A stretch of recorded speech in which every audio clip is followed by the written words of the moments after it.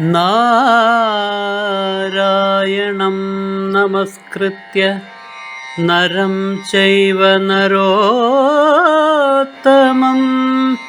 ദേവീം സരസ്വതീം വ്യാസം തതോ ജയമുദീരയേ. അർത്ഥശാസ്ത്രമിദം പുണ്യം ധർമ്മശാസ്ത്രമിദം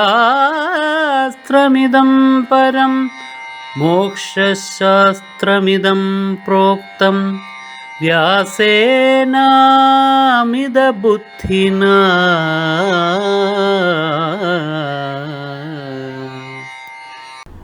ഏറ്റവും മൂത്തയാള് മാത്രമേ രാജാവാവുകയുള്ളൂ. അത് യുധിഷ്ഠിരനാണ്. അത് ചോദ്യം ചെയ്യാൻ ആർക്കും അധികാരമില്ല. പക്ഷേ യുധിഷ്ഠിരൻ രാജാവായാൽ താൻ യുവരാജാവേ ആകുള്ളൂ. അത് താൻ ഇഷ്ടപ്പെടുന്നില്ല. താൻ മഹാരാജാവ് തന്നെ ആകണം. അതുകൊണ്ട് ബാല്യം തൊട്ടേ ദുര്യോധനന് പാണ്ഡവരോട് പകയുണ്ട്. അതിന് തക്കതായ സഹായികൾ വേണം. ഇതാ അർജുനന് എതിരാളിയായി ഒരാളെ കിട്ടിക്കഴിഞ്ഞിരിക്കുന്നു. പിന്നെ അങ്ങോട്ടുള്ള ആ ജീവിതത്തില് ഓരോ നിമിഷത്തിലും കൗരവന്മാരുടെ വിദ്വേഷം വളർന്നു വരുന്നു. അത് ആളിക്കത്തിക്കാൻ കർണൻ കൂടെയുണ്ട്. കർണനുണ്ട് എന്നുള്ളതാണ് അവരുടെ ബലം. പക്ഷേ കർണൻ ദുര്യോധനന്റെ ഹൃദയത്തിൽ കൂടുതൽ കൂടുതൽ കൂടുതൽ വിരോധത്തിന്റെ തീയ് ആളിക്കത്തിക്കുന്നു ഓരോ നിമിഷവും.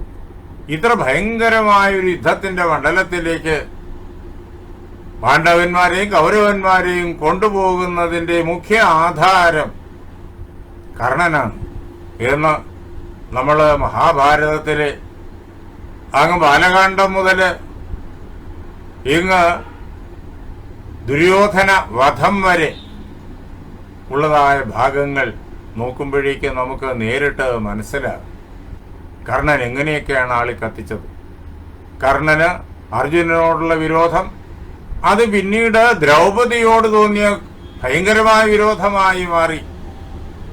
ഈ രണ്ട് വിരോധത്തെയും പർവ്വതീകരിക്കുന്നത് ഉള്ളിൽ കിടക്കുന്ന ദംഭവും ദർപ്പവും. ഇല്ലെങ്കിൽ അഭ്യാസക്കാഴ്ചയുടെ രംഗത്ത് കർണൻ കടന്നു ചെല്ലില്ല.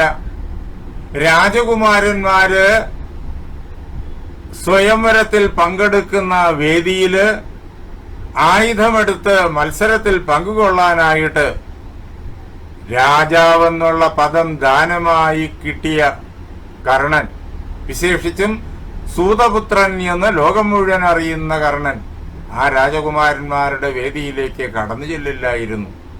അതിന് കാരണവും തനിക്ക് അവകാശമില്ലാത്തടത്ത് സ്വയംവരത്തിൽ, രാജകുമാരിയുടെ സ്വയംവരം, രാജാക്കന്മാർക്ക് മാത്രം ക്ഷണമുള്ളിടം, ദുര്യോധനന്റെ കൂട്ടുകാരനാണ്, ഏറ്റവും പ്രിയപ്പെട്ട കൂട്ടുകാരനാണ് എന്നതുകൊണ്ട് അവിടെ ആ മണ്ഡപത്തില്, സ്വയംവര മണ്ഡപത്തില് കടന്നു ചെന്ന് വില്ലെടുക്കാൻ അധികാരിയാകുന്നില്ല. അങ്ങനെ ദുര്യോധനനെ ഉപയോഗിച്ചുകൊണ്ട് തൻ്റെതായിട്ടുള്ള സാമ്രാജ്യം നേടിയെടുക്കാൻ അരുതാത്ത സമ്പ്രദായങ്ങളിൽ കർണനെ പ്രവർത്തിപ്പിച്ചത് ദംഭവും ദർപ്പവും. ഇല്ലെങ്കിൽ കർണന്റെ സ്ഥാനത്ത് ദംഭവും ദർപ്പവുമില്ലാത്ത ഒരു യുവാവായിരുന്നെങ്കിൽ, ഇത്രയേറെ ആയുധ വിദ്യാ പരിജ്ഞാനമുള്ള ഒരു യുവാവായിരുന്നെങ്കിൽ അയാൾ ഉയരങ്ങളിലേക്ക് കടന്നു വരും. പക്ഷേ അത് ഈ പ്രകാരത്തിലായിരിക്കില്ല. അത് അയാളുടേതായ സാത്വികമായ സമ്പ്രദായത്തിലൂടെ തന്റെ മികവുകൾ രാജ്യത്തിനും രാജ്യത്തിലുള്ള ജനങ്ങൾക്കും പ്രയോജനപ്പെടുന്ന രീതിയിൽ വിനിയോഗിച്ചുകൊണ്ട് അങ്ങനെ ജനങ്ങളാലും ഭരണാധിപന്മാരാലും ബഹുമാനിതനായിട്ട് ഉയരങ്ങളിലേക്ക് കടന്നു വരും.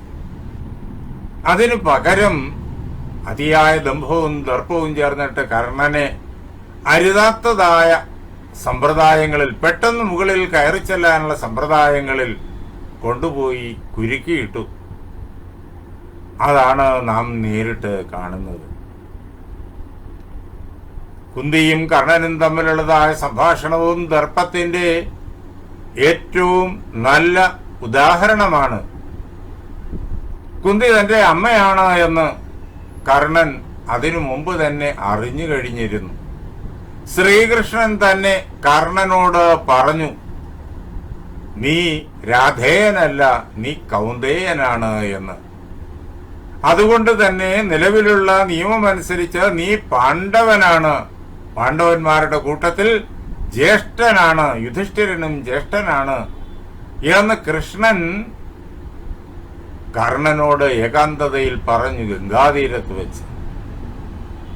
അദ്ദേഹം സന്ധി സംഭാഷണത്തിന് വേണ്ടിയിട്ട് ഹസ്തിനാപുരത്തേക്ക് വന്ന് വിശ്വരൂപമെല്ലാം പ്രദർശിപ്പിച്ചതിന് ശേഷം തിരിച്ചു പോകുമ്പോ കർണനെ തന്റെ തേരിൽ കയറ്റിക്കൊണ്ടുപോയി. എന്നിട്ട് ഗംഗാതീരത്ത് കൊണ്ടുചെന്ന് ഏകാന്തതയിൽ ആ തേര് നിർത്തിയിട്ട് കർണനോട് ഇക്കാര്യമെല്ലാം പറഞ്ഞു. അങ്ങനെ കർണൻ അതെല്ലാം വ്യക്തമായി അറിഞ്ഞു കഴിഞ്ഞു. അതിനുശേഷം ആണ് കുന്തി കർണന്റെ മുന്നിൽ വരുന്നത്. അങ്ങനെ തന്റെ അമ്മയാണ് മുന്നിൽ വന്നു നിൽക്കുന്നത് എന്ന അറിഞ്ഞതിന് ശേഷവും ഈ ലോകത്തിലെ ഏറ്റവും വലിയ പോരാളി താൻ തന്നെയാണ് എന്നുള്ള ദർപ്പം അമ്മയോട് പോലും വച്ച് പുലർത്തുന്ന കർണനെ നമുക്ക് നേരിട്ട് ഉദ്യോഗ പർവ്വത്തില് കാണുവാനായി സാധിക്കും. ഉദ്യോഗ പർവ്വത്തിലെ ഏതാനും അധ്യായങ്ങളിലായിട്ട് 144 എന്നുള്ള അധ്യായം തൊട്ട് തുടങ്ങുന്നു. നമുക്ക് അത് നേരിട്ട് കാണുവാനായി സാധിക്കും. ശ്രീകൃഷ്ണൻ യുദ്ധം ഒഴിവാക്കാൻ വേണ്ടിയിട്ട് യുധിഷ്ഠിര മഹാരാജാവിന്റെ ദൂതനായി ഹസ്തിനാപുരത്ത് വന്നു. നടന്ന സംഭവങ്ങളൊക്കെ നമുക്കറിയും എന്ന് മാത്രമല്ല, അതിൽ ചില കാര്യങ്ങൾ നമ്മൾ നേരത്തെ കാണുകയും ചെയ്തു. ദൈവീ സമ്പത്തിനെ കുറിച്ച് ചിന്തിക്കുന്ന അവസരത്തില് ചില കാര്യങ്ങൾ നമ്മൾ ഇനി ചർച്ച ചെയ്യുകയും ചെയ്യും. അപ്പോ ഈ കാര്യങ്ങൾ എന്നാലും നമുക്കെല്ലാവർക്കും അറിയാം. അത് കഴിഞ്ഞ് കൃഷ്ണൻ തിരിച്ച് കുന്തിയുടെ സമീപത്ത് വന്ന് എന്തൊക്കെയാ സംഭവിച്ചതെന്ന് അമ്മയെ കേൾപ്പിച്ചു, തന്റെ അച്ഛന്റെ സഹോദരിയെ കേൾപ്പിച്ചു. അത് കഴിഞ്ഞ് ഇനി എന്താണ് ഞാൻ യുധിഷ്ഠിര മഹാരാജാവിനോട് പറയേണ്ടത്, അമ്മയുടെ സന്ദേശം എന്താണ്, അതും ചോദിച്ചു. കുന്തി ആ സന്ദേശവും കൊടുത്തു. കൃഷ്ണൻ മടങ്ങിപ്പോയി. അത് കഴിഞ്ഞപ്പോ കുന്തി ഏകാന്തതയിൽ ചിന്തിക്കുകയാണ്. യുദ്ധം അനിവാര്യമായി കഴിഞ്ഞിരിക്കുന്നു. യുദ്ധം ചെയ്യാൻ യുധിഷ്ഠിരന് ആജ്ഞ കൊടുത്തത് കുന്തിയാണ്. അതുവരെ ഇത്രയേറെ ഹീനകർമ്മങ്ങൾ തുടർച്ചയായിട്ട് കൗരവന്മാരിൽ നിന്നുണ്ടായിട്ടും ഒരു വഴക്കിനും ഒരു രീതിയിലുള്ളതായ കലമ്പലിനും ഇടകൊടുക്കാതെ പാണ്ഡവന്മാരെ മുഴുവൻ പൂർണമായും നിയന്ത്രിച്ചു നിർത്തി.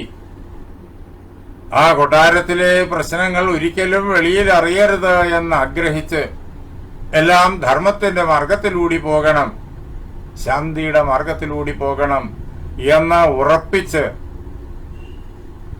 അതുവരെയുള്ള പ്രശ്നങ്ങളെല്ലാം സഹിച്ച് ഒഴിവാക്കി ശാന്തിയെ നിലനിർത്താൻ ആഗ്രഹിച്ച, അതിനുവേണ്ടി പ്രയത്നിച്ച കുന്തി എല്ലാ മാർഗങ്ങളും അടഞ്ഞപ്പോ ഇനിയും പാണ്ഡവന്മാര് സൂചി കുത്താൻ പോലും ഈ ഭൂമിയിൽ അവകാശമില്ലാതെ കാനനങ്ങളിൽ എവിടെയെങ്കിലും അഭയാർത്ഥികളായിട്ട് വേദനിച്ച് കഴിയണം എന്ന അവസ്ഥ വന്നപ്പോ പാണ്ഡുവിന്റെ മക്കൾ അങ്ങനെ കഴിയാനുള്ളവരല്ല. അങ്ങേയറ്റം പവിത്രമായിരിക്കുന്ന, എല്ലാവരും ആദരിക്കുന്ന ആ രാജവംശം, ചന്ദ്രവംശമാണത്. ആ രാജവംശം യുധിഷ്ഠിരന്റെ കാലഘട്ടത്തിൽ എത്തിച്ചേർന്നപ്പോ, പാണ്ഡുവിന്റെ മക്കളുടെ കാലഘട്ടത്തിൽ എത്തിച്ചേർന്നപ്പോ അവർ വളരെയേറെ വീരന്മാരായിരുന്നു. എങ്കിലും അവർ അധപ്പതിച്ചുപോയി, കാനനത്തിൽ തെണ്ടി നടക്കുന്ന അവസ്ഥയിൽപ്പെട്ടുപോയി എന്ന് ലോകം പറയരുത്. അധർമ്മികൾ അധർമ്മത്തിന്റെ മാർഗത്തിലൂടി, കള്ളച്ചൂതിലൂടി സർവവും തട്ടിയെടുത്ത് വിരാജിക്കുന്നു. അങ്ങനെ ഈ വംശം തന്നെ അധർമ്മത്തിന്റെ വലിയൊരു മാതൃകയായി മാറുന്നു എന്ന അവസ്ഥയും സംജാതമാകരുത്. അതിനാൽ കുന്തി യുദ്ധത്തിന് ആജ്ഞ നൽകുകയാണ്. യുദ്ധം അനിവാര്യമായി കഴിഞ്ഞിരിക്കുന്നു. യുദ്ധം ചെയ്യാൻ വിദുളയുടെ കഥ പറഞ്ഞുകൊണ്ട് താൻ തന്നെ യുധിഷ്ഠിരന് ആജ്ഞയും നൽകിയിരിക്കുന്നു. എന്ന് മാത്രമല്ല, ഭീമസേനനും അർജുനനും നകുല സഹദേവന്മാർക്കും ദ്രൗപദിക്കും സന്ദർഭോചിതമായിരിക്കുന്ന ആജ്ഞ നൽകി കഴിഞ്ഞിരിക്കുന്നു. കുന്തിയുടെ മനസ്സില് യുദ്ധത്തെക്കുറിച്ചുള്ള ചിന്തയാണ്. യുദ്ധം അനിവാര്യമായ ഘട്ടത്തിൽ അതിന്റെ പരിണതികളെക്കുറിച്ച് ചിന്തിക്കേണ്ടതുണ്ട്. ആ പരിണതികൾ നിരന്തരം കുന്തിയുടെ ഹൃദയത്തിലേക്ക് കടന്നു വരികയാണ്. കുന്തി ഇങ്ങനെ ചിന്തിച്ചു: പശ്യേദോഷം ധ്രുവം യുദ്ധേ. യുദ്ധത്തില് ദോഷങ്ങൾ ഉണ്ട്, ദോഷമേ ഉള്ളൂ. യുദ്ധത്തിൽ പങ്കെടുക്കുന്ന കക്ഷികളിൽ ഒരു കൂട്ടർ ജയിക്കും, വേറൊരു കൂട്ടർ പരാജയപ്പെടും. അത് ഏതൊരു യുദ്ധത്തിന്റെ അവസ്ഥയാണ്. അങ്ങനെ ജയിച്ചാലും പരാജയപ്പെട്ടാലും സംഭവിക്കാൻ പോകുന്നത് രണ്ടു കൂട്ടർക്കും വലുതായ വിനാശമാണ്. അത് ദുഃഖകരമാണ്. ഇവിടെ ബന്ധുക്കൾ തമ്മിലാണ് ഏറ്റുമുട്ടൽ, സഹോദരങ്ങൾ തമ്മിലാണ് ഏറ്റുമുട്ടൽ. അതിൽ പങ്കെടുക്കുന്നവരെല്ലാം ഏറ്റവും അടുത്ത ബന്ധുക്കൾ, അടുത്ത സുഹൃത്തുക്കൾ. അവർക്കൊക്കെ വിനാശം, രണ്ടു പക്ഷത്തുമുള്ളവർക്കും വിനാശം വന്നു ചേരും. അതാണ് യുദ്ധത്തിൽ ദോഷമുണ്ട്. ഏത് യുദ്ധത്തിലും ദോഷമുണ്ട്.